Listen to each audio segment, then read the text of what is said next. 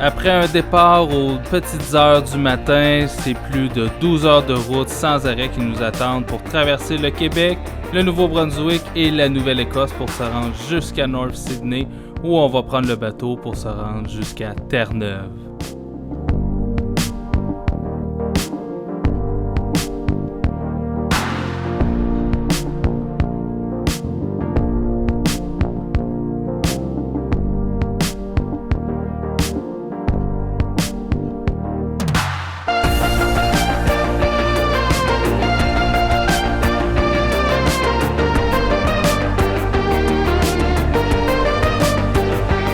Présentement en Nouvelle-Écosse avec mon groupe où on s'en va en fait faire le tour de Terre-Neuve, de l'île de Terre-Neuve pour aller faire la photographie animalière, la photographie de paysage. Bon, aujourd'hui on a une petite surprise en arrivant à la guérite du traversier. Pas de traversier aujourd'hui, ni notre bateau de midi, ni celui de ce soir. Donc on a été reporté à demain pour les causes de météo. Donc là on se servira un petit peu sur Indicène. J'ai trouvé un autre hébergement pour ce soir. Puis on s'en va faire de la photographie sur la Cabot Trail. Bon, on peut pas vraiment passer à côté de cet endroit-là en venant ici. Fait que ça devrait être très bien. Il faut trouver des plans B, des plans de rechange. Je dois quand même avouer qu'on était pas mal déçus quand on a appris qu'on n'allait pas pouvoir se rendre sur l'île de Terre-Neuve ce samedi matin. Mais bon, on a quand même décidé de profiter de l'endroit. Arrivé au Parc national des Hautes-Terres du Cap-Breton, on a rapidement compris pourquoi on pouvait pas prendre le bateau. Le vent soufflait extrêmement fort, il y avait beaucoup de vagues. Donc on se sentait beaucoup plus en sécurité sur la terre ferme que sur un bateau. On n'a malheureusement pas pu vraiment découvrir le parc parce qu'en fait il y avait tellement de brume, de pluie et de vent que quand on était au niveau de l'eau, ça allait, mais quand on montait dans les montagnes, rapidement, on voyait plus grand-chose.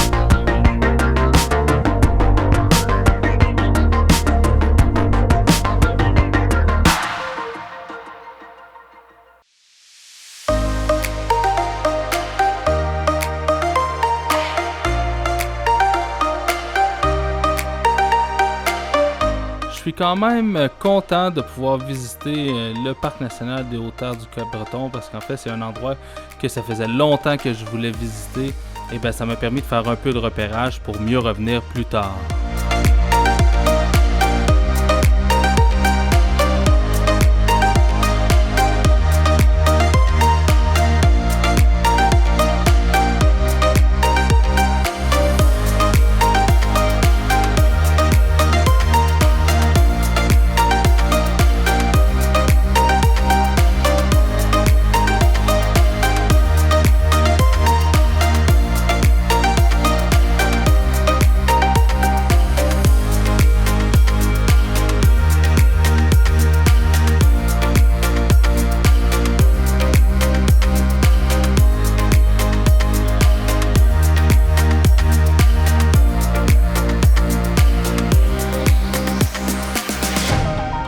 deuxième jour en route vers Terre-Neuve. Je suis présentement à l'hôtel où on a passé on a passé la nuit à cause que en fait le bateau d'hier a été les deux bateaux d'hier ont été annulés. Puis hier soir, on a appris que le bateau de ce matin a également été annulé. On est supposé prendre le bateau ce soir à 23h45. Je suis pas certain qu'on va être capable d'avoir une cabine dans le bateau pour pouvoir dormir. Je pense que ça va être épique de dormir toute la nuit sur des sièges. Mais hier, quand on est allé sur la Cabot Trail, on a compris en fait pourquoi on prenait pas la mer. Le vent devait souffler à, je sais pas, 70 km/h, la pluie, les vagues et tout. Nous, on s'est fait rincer, on n'est pas resté à l'extérieur bien longtemps, mais après ça, on a pris la route dans le brouillard et dans les grands vents et tout ça. Donc, c'était peut-être justement une bonne idée de rester à quai.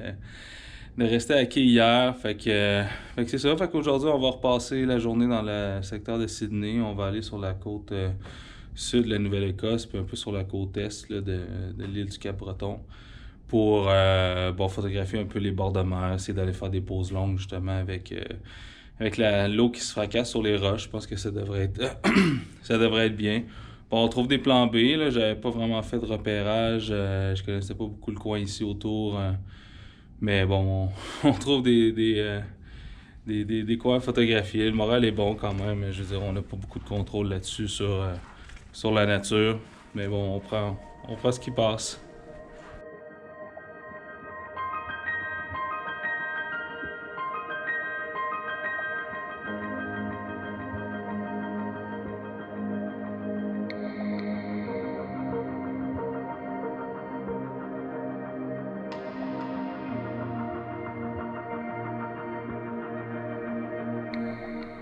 Les conditions climatiques de ce matin étaient vraiment excellentes pour aller chercher des photographies en noir et blanc. Donc on avait un ciel très dramatique avec une belle texture dans les nuages. En plus qu'on allait aller chercher des pauses longues avec l'eau, c'était vraiment le moment idéal pour aller faire des beaux noirs et blancs très contrastés avec la belle texture.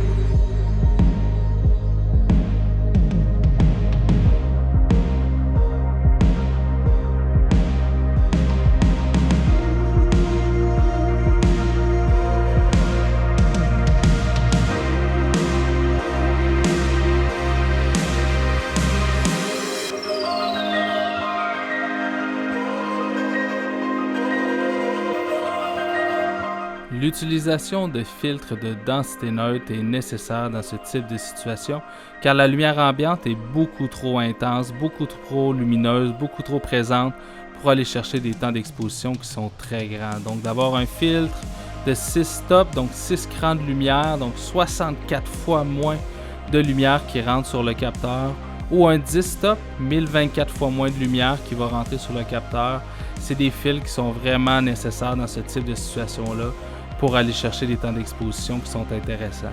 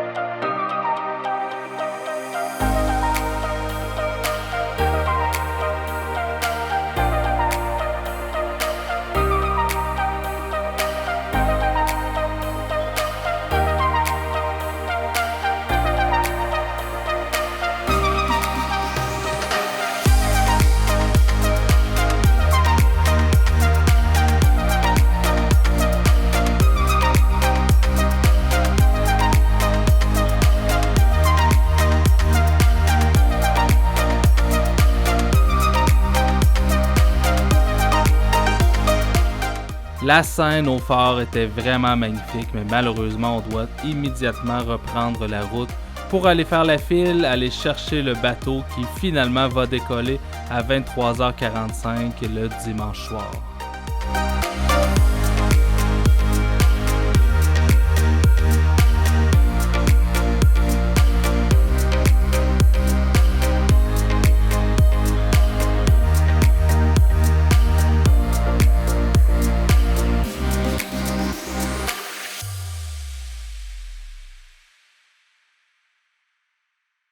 Just push the green button, open the door.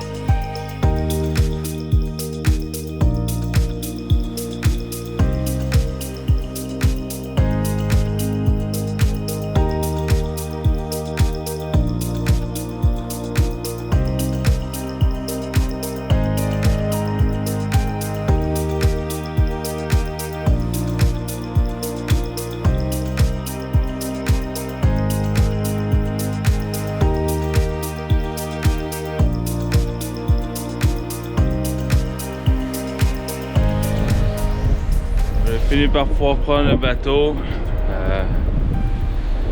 J'ai pris le départ à 23h45 hier soir, donc dimanche soir. Alors qu'on était supposé partir samedi à 11h45. Fait que hier soir on n'a pas pu avoir de cabine. Fait que là on a dormi dans nos sièges, un peu un peu par terre. Je suis un peu poqué à matin. On a dormi un gros 4 heures, moitié couché sur le sac à dos, sur le plancher. C'était pas terrible, mais bon. On a quand même perdu une journée et demie. Là, on devrait quand même aller garder. Il reste au moins une journée et demie à Gros-Morne. Temps de monter là-bas, puis on va pouvoir shooter un peu. Ouais, quand même content de finalement arriver sur l'île de Terre-Neuve.